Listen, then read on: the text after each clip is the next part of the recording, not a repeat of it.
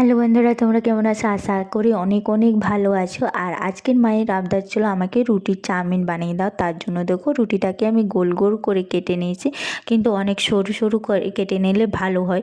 তো যতটা আমার সরু করা যায় আমি ততটাই সরু করে নিয়েছি। আর দেখো একটার সঙ্গে আরেকটার গায়ে কিন্তু লাগছে না, কত সুন্দরভাবে হয়েছে তাই না?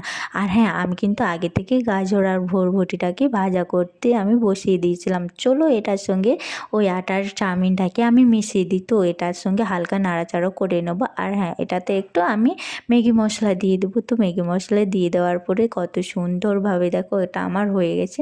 তো চলো এখানে আমার প্রায় হয়ে গেছে, গ্যাসটাকে অফ করে নিই আর মায়ের জন্য নিয়ে যাই তাই না?